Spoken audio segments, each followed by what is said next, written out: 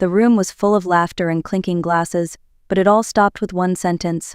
"This is the end for us. I found someone new." David Carter's words cut through the air like broken glass. In an instant, the joyful atmosphere of our son's wedding dinner collapsed into silence. Guests froze with forks halfway to their mouths, the string quartet faltered mid-note, and the chandeliers above seemed to shine a little harsher. I sat there in my blue dress, my hands folded neatly in my lap.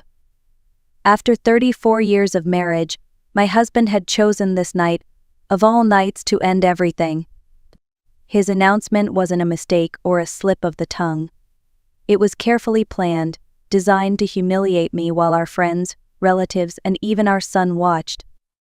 Across the table sat Rebecca Moore, his secretary. Her red dress caught the light as she gave me the smallest, most satisfied smile. She knew. She had been waiting for this moment, savoring my supposed downfall. Every eye in the room turned to me, expecting a breakdown, tears, or a storm of anger. But instead, I gave them something different. I straightened my shoulders and smiled faintly. "Thank you for the heads up," I said. My voice was steady, almost calm. And then, with deliberate care, I reached into my purse and placed a white envelope next to David's plate. He looked at it with sudden unease, his confidence cracking for the first time all evening. That was the moment everything shifted. The wedding dinner became the stage not for my humiliation, but for the first act of a plan I had been quietly building for half a year. My name is Linda Carter. I am 59 years old, and this is the story of how betrayal turned into my beginning. When people looked at David and me from the outside, they thought we had the perfect marriage. 34 years together, 2 children raised into adulthood, a home that looked warm and inviting from the street, but perfect pictures often hide cracks, and ours were wide enough to swallow my dreams whole. From the very beginning, I stepped into the role of caretaker, while David switched jobs, chasing opportunities that always seemed just a little shinier than the last. I held down steady work at the local bank. I kept the mortgage paid, the lights on, and the pantry full. Every late bill notice, every unexpected expense, somehow landed on my shoulders. I told myself that was what a good wife did. She held the family together no matter what storms came. There were years when David poured his energy into big ideas. One year it was a motorcycle he just had to have to feel young again. Another year it was his dream of becoming an artist, which lasted all of 3 months before he abandoned his canvases in the garage. While he experimented with hobbies, I worked extra shifts to make sure our son, Ethan, had the braces he needed, and our daughter Emily could take piano lessons she loved so much. I was proud of my children, and their smiles reminded me that my sacrifices mattered, even if no one else noticed. But quietly, there was a cost. For decades, I put my own dreams on a shelf. I had always wanted to open a bakery, a cozy little place with fresh bread in the morning and cakes displayed in the window. People at church and in the neighborhood praised my baking during fundraisers and birthdays. They told me I should sell my treats, that I had a gift. I smiled and nodded, but deep down I knew it wasn't time yet. First the kids needed to grow, first David needed to be stable, first 1,000 other things. Somehow my turn never came. At family gatherings I wore the mask of contentment. When friends asked how David's latest venture was going, I found polite ways to cover the truth. He's exploring his options, I would say. Or he's just trying something new. People chuckled, nodded, and moved on, never seeing how tired my eyes were after working late nights balancing our finances. Still, I believed loyalty mattered. I believed that when you vowed to build a life with someone, you kept building even when the bricks got heavy. I told myself David worked late for us, that the distance between us in the evenings was temporary, that one day when the kids were grown we would finally sit together with nothing left to sacrifice. I had no idea back then how wrong I was, because while I was busy holding everything steady, David was busy hiding something I never wanted to believe could be true. It began with numbers that didn't add up. Working at the bank for over 2 decades had trained my eyes to spot unusual patterns. 6 months before Ethan's wedding, I sat at the kitchen table late at night, reviewing our household account. At first, it was just small withdrawals, 200 here, 300 there. David always had an explanation ready: car maintenance, helping a friend, work expenses.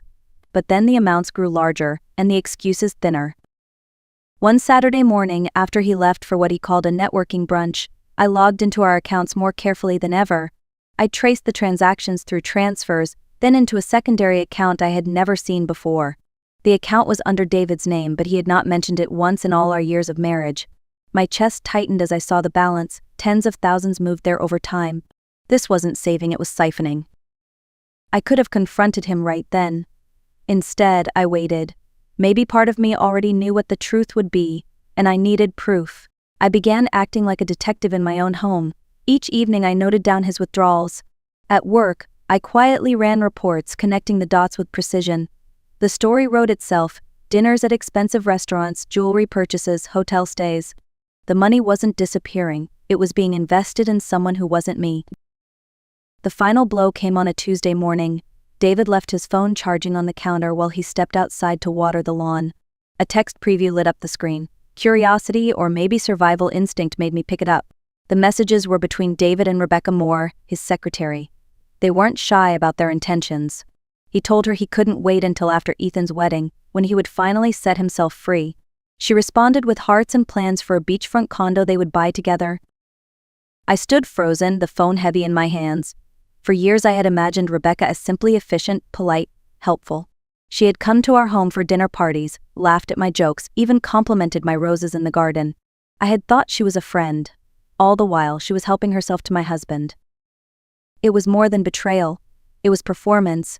David had been playing the part of loyal husband until the wedding was over, as though sparing our son embarrassment would make his infidelity noble. "I'll leave her after the celebration," one of his messages said. "She won't cause a scene in front of so many people." She never does. He thought he knew me. He thought I would sit quietly, absorb the humiliation, and step aside. What he forgot was that I wasn't just his wife, I was also a banker who understood paper trails, contracts, and consequences. That night, after Ethan and Emily went home from visiting, I sat in my bedroom with a notebook. I began outlining a plan, not a dramatic confrontation, not revenge with screaming or slammed doors. Something sharper, cleaner, and far more permanent. For the first time in years, I didn't feel powerless. I felt awake. The same woman who had balanced budgets, clipped coupons, and sacrificed her bakery dream was now preparing to protect herself. David thought he was orchestrating the timing of our ending, but in truth, I had just decided to orchestrate the beginning of mine. Once the shock passed, clarity set in. I had choices to make, and for the first time in decades, they would be mine alone. I didn't storm into David's office, I didn't throw his clothes on the lawn. Instead, I quietly began assembling the pieces of a strategy. At the bank, we used to say that financial security isn't built in a day, it's built with patience, with details, with persistence. That was exactly how I approached the plan that would change everything. The first step was legal. I remembered a document David had been insistent on when we married, a prenuptial agreement he drafted after his first wife betrayed him. He wanted to make sure no one could ever take advantage of him again. I was young, in love, and eager to prove my loyalty, so I signed without hesitation. But that very agreement, meant to shield him, contained a clause about faithfulness. If either spouse committed adultery, the guilty party forfeited nearly all joint assets. David never thought it would apply to him. He had forgotten his own safety net could become a snare. I pulled the old document from our safe deposit box, brushed off the dust, and read it word for word. The clause was still there, ironclad. It did not expire. I underlined it in red ink, my hands trembling not from fear but from relief. I wasn't powerless. I had leverage. The second step was evidence. Numbers alone could be explained away, but text messages and photos could not.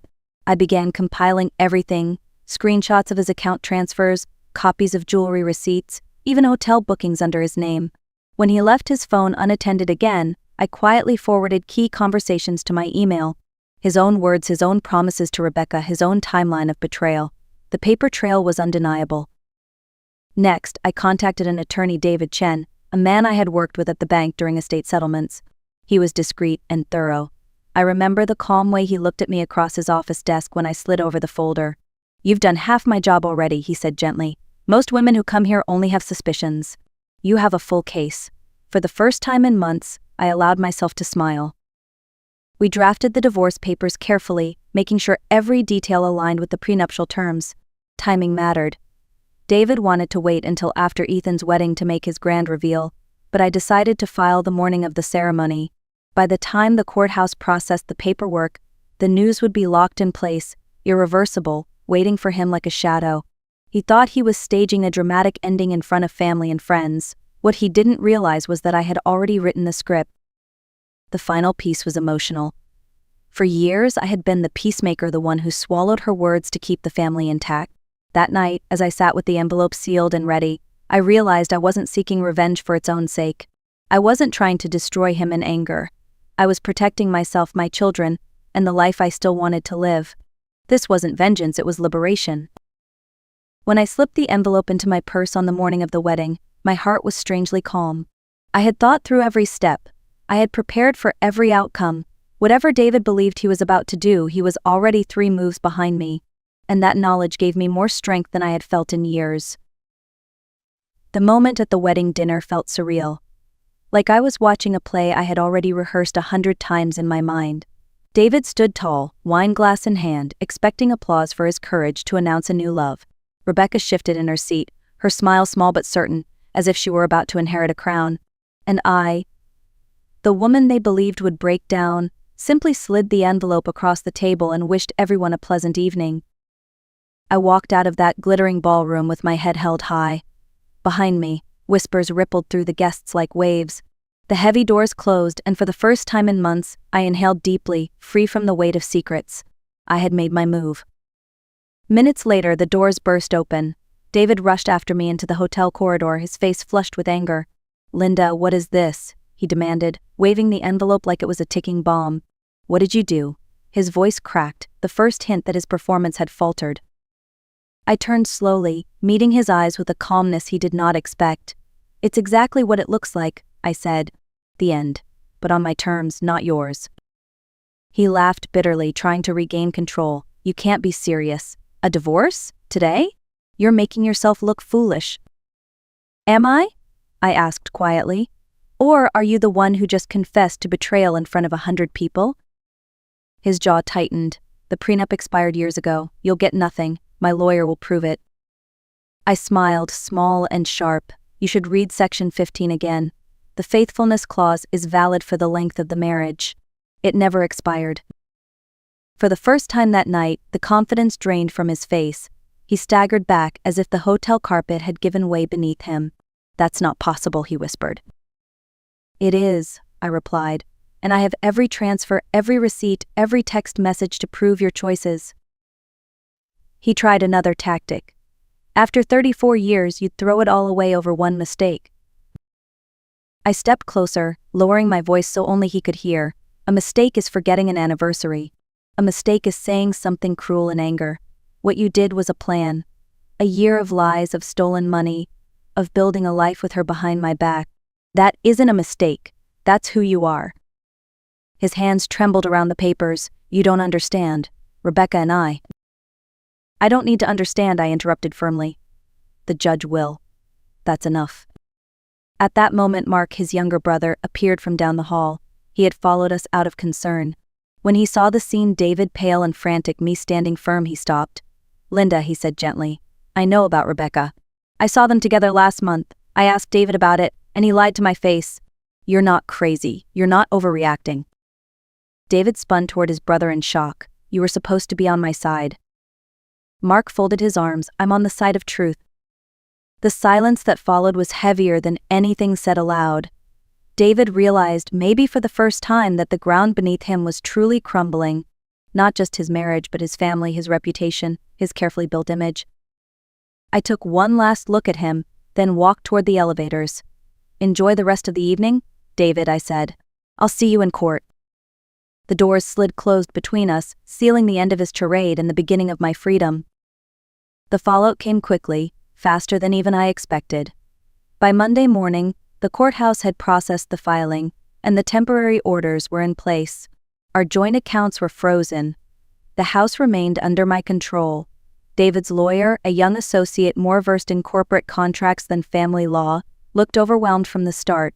Every piece of evidence, bank transfers, credit card statements, screenshots of his late-night texts spoke louder than his excuses. The judge was a sharp woman with little patience for drama. She examined the prenuptial agreement, adjusted her glasses, and said, "The terms are clear. Infidelity has consequences." Her ruling kept the freeze on our accounts until full discovery was complete. She also ordered that the family home stay in my possession. I could almost hear the walls of David's carefully constructed world collapsing. Word spread quickly in our small community. Friends called, some offering sympathy, others fishing for gossip. I kept my answers simple. David and I are divorcing. These things happen. I refused to let my story become neighborhood entertainment. Still, people noticed the shift. The once confident businessman who strutted through town now looked diminished, shoulders slumped, smile forced. His reputation as a devoted husband and successful provider was gone. Rebecca did not last long at his side. Within 2 weeks she moved out of the apartment they had planned to share. She learned, as I had, that David's promises often outweighed his realities. Without access to our joint funds, he could not keep up the lifestyle he had dangled before her. She told mutual acquaintances she hadn't signed up for financial problems. The irony was bitter and almost laughable. Meanwhile, Ethan called often, his voice steady with support. "I'm proud of you, Mom," he told me. "You showed strength I didn't even know you had." His words healed something inside me that had been fractured for a long time. For once, I wasn't just the quiet peacemaker holding the family together. I was a woman who had stood her ground. The fallout wasn't just David's ruin, it was my rebirth. Starting over at 59 was not easy, but it was liberating. With the house secure and my finances untangled from David's chaos, I finally had space to breathe. For decades I had whispered about my dream of owning a bakery, always pushing it aside for someone else's needs. Now, nothing stood in my way. I rented a small storefront downtown, the kind with wide windows perfect for displaying cakes and bread. The first morning I turned the key, I felt lighter than I had in years. At first, I baked simple things: cinnamon rolls, cookies, loaves of bread. Neighbors who remembered my treats from school fundraisers came in with smiles. Word of mouth carried quickly, and soon I was making wedding cakes, birthday cakes, and anniversary desserts. Each order was more than just business, it was a reminder that my talents had value beyond the walls of my old kitchen. I wasn't just surviving anymore, I was thriving. Ethan visited often, sometimes bringing friends from work who became loyal customers. Emily called to tell me how proud she was, promising to visit when her semester ended. Their support felt like sunlight after a long winter. I had worried they might resent me for keeping the divorce secret until after the wedding, but instead they understood. They saw that I had chosen their happiness first, just as I always had. As for David, his world shrank. Without access to the funds he once controlled, without Rebecca by his side, and without the admiration of neighbors, he was left with only his regrets. He tried to call, to reason, even to bargain, but I no longer owed him my time. Our 34 years together had ended the moment he chose betrayal over loyalty. Looking back, I realized something powerful: betrayal doesn't define us, but how we respond to it does. I could have broken, but instead I built something new. My bakery wasn't just a business, it was proof that starting again is always possible. To anyone listening who has felt dismissed, betrayed, or silenced, let my story be a reminder: your strength is still yours. I don't wait for permission to reclaim it, and if my journey resonated with you, I'd love for you to like, share, and comment below. Tell me where you're watching from, because together we're stronger than any betrayal. Thank you for watching this story on the art of revenge. Life often tests us in ways we never expect, but every ending can be the start of something stronger. If Linda's journey inspired you, don't forget to like this video, share it with a friend who might need encouragement, and subscribe to our channel. And please comment below to tell us where you're watching from. We love reading every story and every city that joins our community. Until next time, remember, silence is not weakness, and resilience is its own kind of revenge.